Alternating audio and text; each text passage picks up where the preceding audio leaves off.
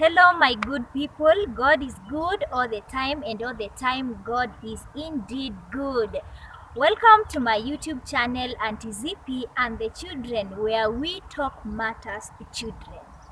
And I'm so sorry first because last week I was not able to upload a video on my YouTube channel as agreed because of technical issues, but now everything is okay. You won't miss.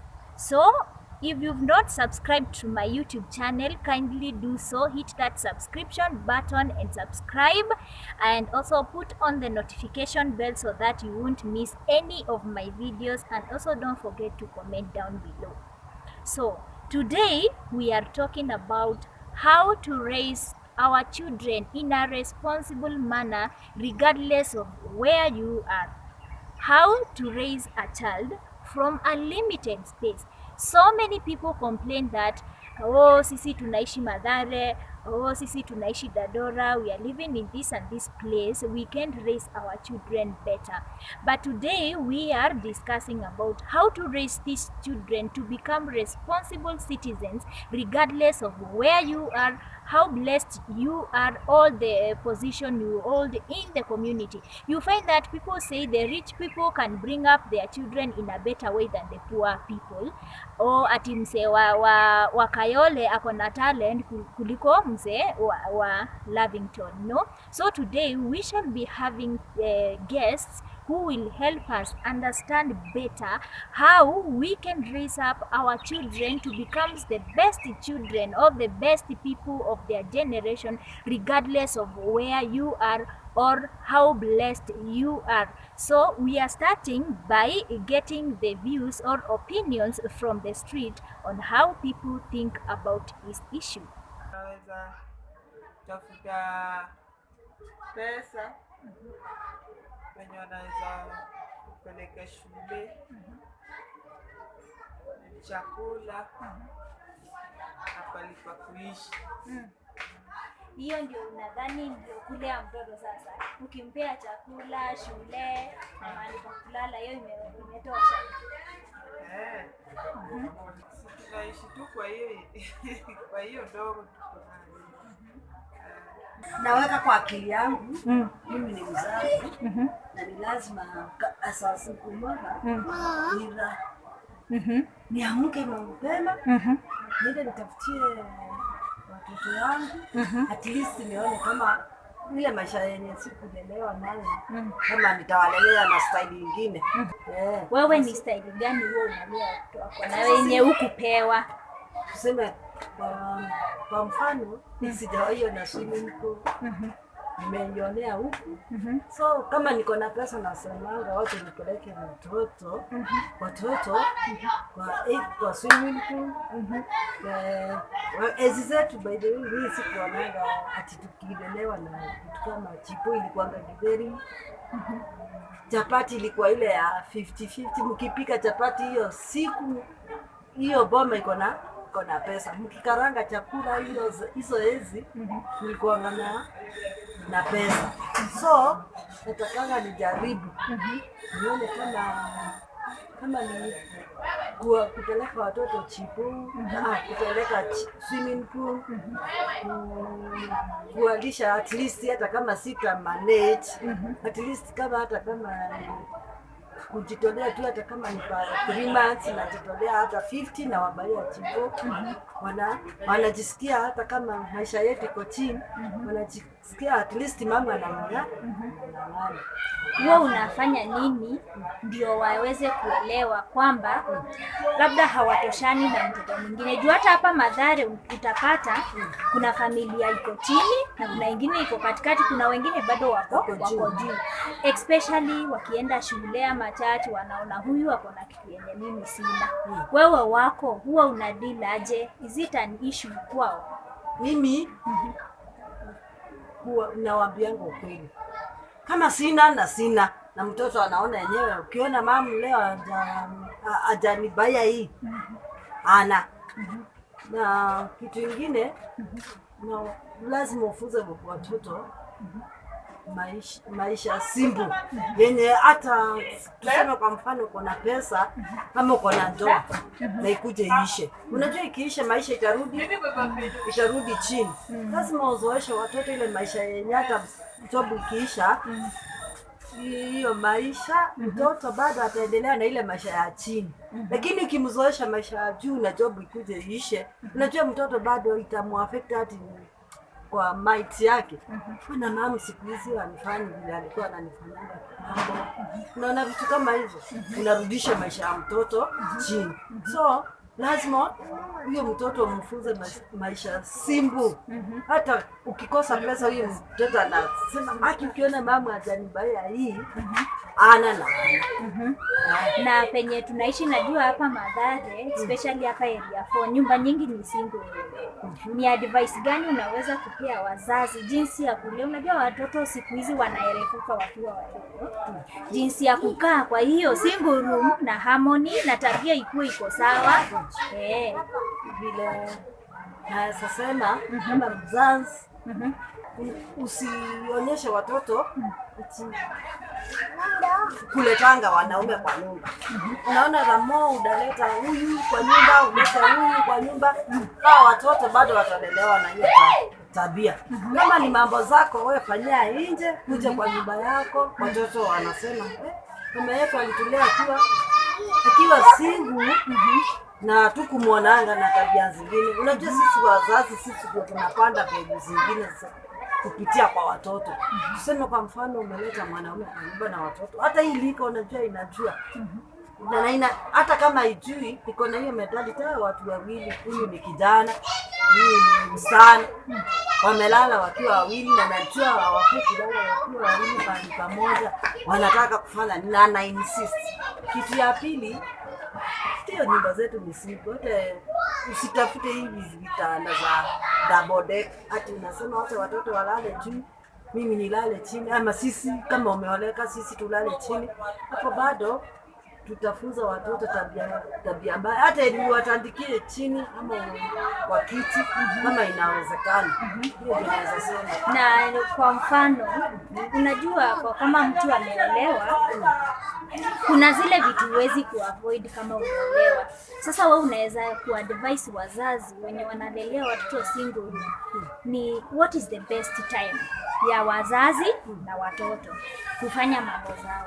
Sasa wenye naweza sema mtoto kulala unajua siku hizi zetu hakukuanga na TV ati ile tunaweza sema tunakaa chini tu watch cartoon sijui nini. Watoto wa siku hizi hata wanaweza kaa mpaka saa 8 wakiwatch cartoon. Ama wakiwatch movie. Unaona vitu kama hizo. So mimi vile naweza sema mngoje mvumilie hata kama mnasikiaje, mngoje watoto walale wote. Msikie wamengorota ili mwanze mambo zenu. Juzi angalianga hizi vidole zangu kwa maisha yangu. So Mungu ametubariki hivyo. Na uwezi jiweka maisha ya hii kidole kama uko kwa hii kidole ama kama uko kwa hii. So lazima uappreciate maisha yenye Mungu amekupea, ujui ya kesho. Ya kesho ni ya Mungu, ni ya Mungu. Hiyo kitu yenye naweza sema. Kama sina pesa itabidi aelewe sina pesa. Ataelewa aje na mtoto mdogo. Nitamuelezea sina pesa, nikipata nitakubaia. Na kama niko nayo nitajitakamua nimpatie chikundi asiende kuomba watoto wengine ama kwenda kwa jirani kuomba.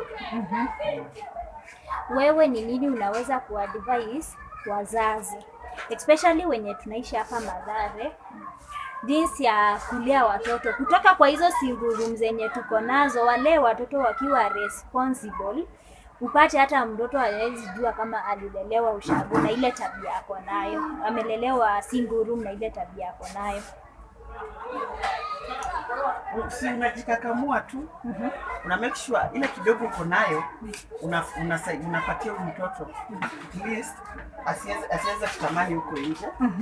Alafu kama ni single rooms, vile tunalea watoto kwa single rooms. Kuna time ya watoto na kuna time ya wazazi.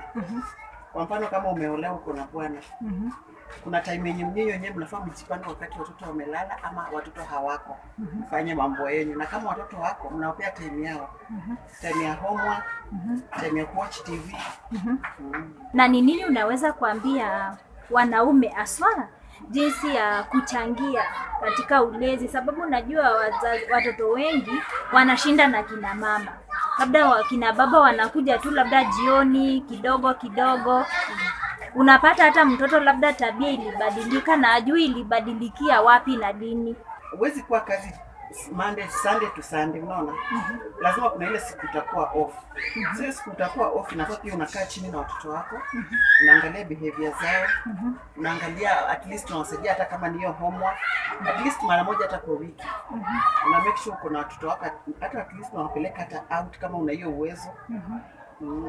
Sasa hapa penye tunaishi Mathare, ni wapi tunaweza kupeleka watoto wetu out na kwa uwezo wenye tuko nao na wa feel vizuri?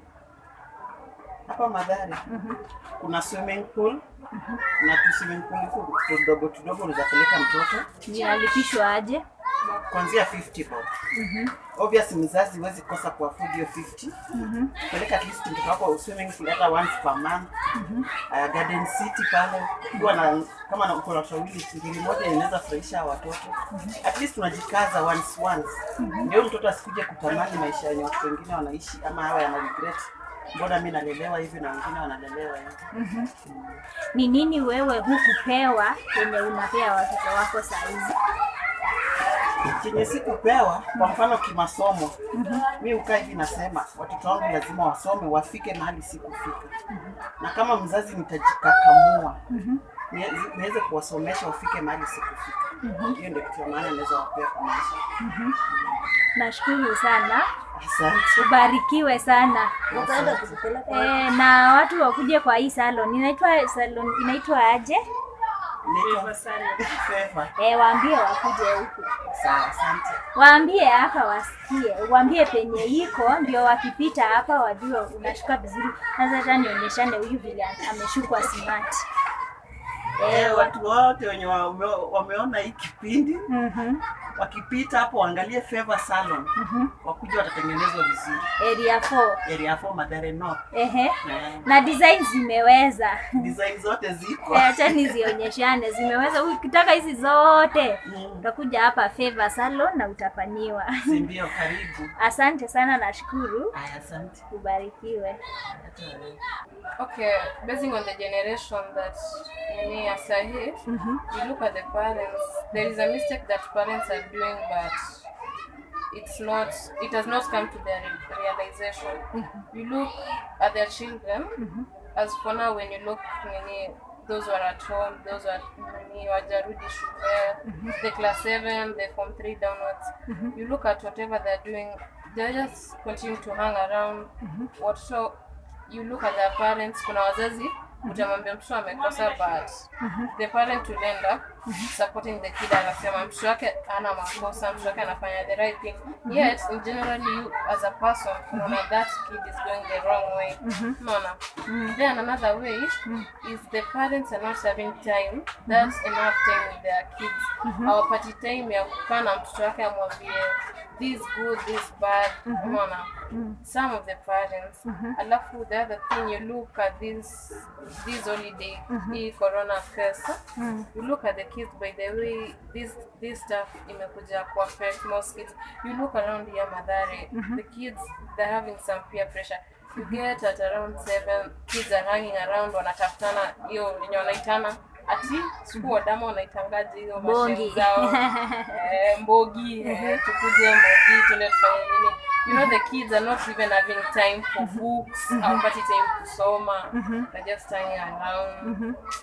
Kusumbuana, and that's peer pressure mtoto wa keep in mind as a person mwenyewe. What is going to affect her, him or her. Unaona, mtoto anataka kufanya kitu kingine wanafanya. Yeah, that's the thing affecting most. Wewe wazazi wako huwa mnakuwa na family time aje? Tuelezee ndio wazazi wengine pia wapate idea on how they can spend time with their children. Okay, I feel proud of my family. Actually, as for now, yes, yes, we're not together, they're back at nini wako bado wako shago. But what I know as a family, apart from when we are together, when we are together, we hold our meetings on Saturdays. We talk, we know what's right, what's wrong, who has done this, who has done that. But since we are at school, wengine wako job, kitu kama hiyo, so we meet on 26th December as a family in general, not just as a family that baba, mama na watoto, you call the relative the nini your family ingine, then you sit together, put ideas together, how each family ina raise watoto wao, and watoto wamefanya, kama it's bad, wenye wameenda vibaya, they are cancelled, they are guided, then wanapewa the way forward. So what I can advise the Kenyan parents and the children is that at least wapate that time to talk with their kids, to give them the way forward, wapate the advice. For that advice, itasaidia you as a parent. After you talk to your kid and you see your kid messing around, is the mistake of your kid. Ushamu advice, ushamwambia fanya hii, usifanye hii.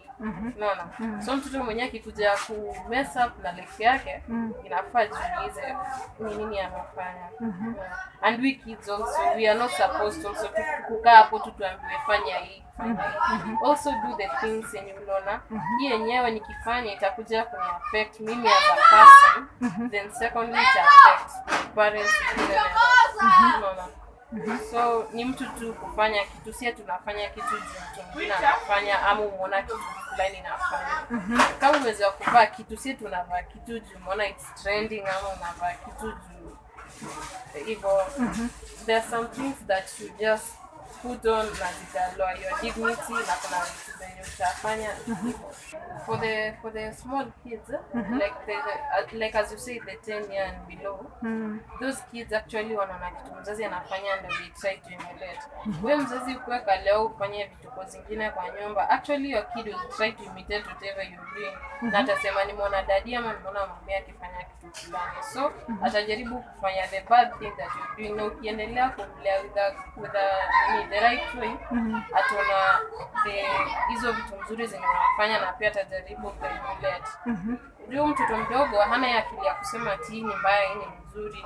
Atafanya tu kitu akiona ni kitu mzazi wake anafanya, na kama kuna sister mwenye at least hapo some age mbele yake, unajua mtoto pia mkubwa atafanya vitu akijua mzazi wangu atafuatilia life yangu ama he or she is not strict with me. So huyo mdogo pia atafanya akiona my sister ama my brother is doing this. So ni mtu tu kuwa a role model to your kids, ndio ikuwe poa, so that the kids can follow whatever you're doing. Okay. Kwanza kabisa utamwelezea mtoto afahamu hali ambayo mnapitia. Pili, utamwelezea njia ipi ambazo unapitia mzazi anapitia kupata chakula ambacho watakula siku hiyo. Tatu, utamwelezea maadili mema ambayo itamsaidia kukua asipitie njia ambazo ama hali ambayo mzazi anapitia. Good. We've heard from the streets what people think about raising our children, and most people were talking about how they raise their children from that single room, from that bed sitter, from that one bedroom, that limited space, how they make sure that their children grow up to be responsible persons of their generation. What do you think, you watching? How do you do it? How do you bring up your child? Tell us in the comment section below. Comment down below and tell us, what do you think we should do or we should incorporate in our upbringing so that we raise up our children in the responsible manner. And now I want to welcome our guest for today, who will give us tips, ideas, and they will open up our minds on how we can make sure that regardless of where you are, you can raise up your child in a better way and they become the best persons of their generation. So let's see. Hi, how are you? I hope you're fine. My name is Tom Ochin. I work in Standard Media, and today I'm here to talk about how to raise a responsible child. Childhood is something that we parents must understand very keenly. Because first, a child can be raised to be a responsible person in life, regardless of where you come from. And I will tell you a very short story. I was raised in Kayole in a single room parent, with a single parent. I have suffered enough. I've seen worse things in life, but it did not stop me from being who I am today. So today I'm here to teach you on how to raise responsible children. First, how do you raise a responsible child? And what is being responsible? First, responsible, you have to teach this child to be always upright. First, I want to talk about spiritual warfare.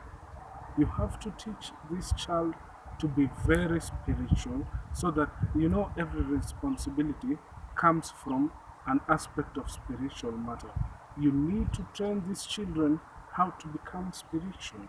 First, do you teach your children how to pray? Do you teach them to read the Bible?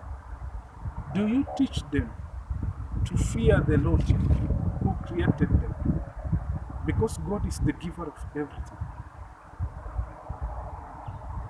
God is the giver of everything. Secondly, I want to talk about motivating a child.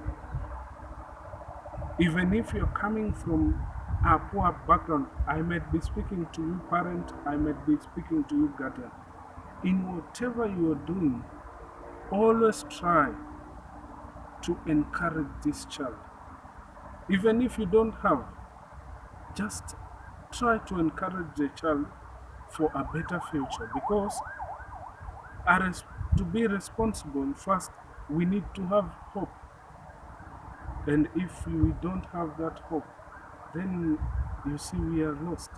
So if you have to give your child hope, just tell him, share with him, just tell him, Mom, Daddy, we will not be like this forever. At least hata mtoto awezi kupata matumaini katika maisha.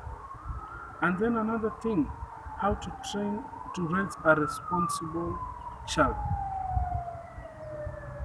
You must teach your child to appreciate everything he or she has. In whatever you have, despite how small it is, you have to give thanks. You have to teach your child how to always appreciate everything in life, regardless of how small it is. Because if you don't teach them, they might be getting well and well, but not realizing the blessings God has given them. So if you teach them to be with the thanksgiving heart, to give thanks in whatever small they have, these children will be very, very upright children. And the last point, to teach a child to be responsible or upright, you also need as a parent to play the role model. You see, our children, whatever we do is what they will do. Like me, I came from a very violent family, and it affected me very badly.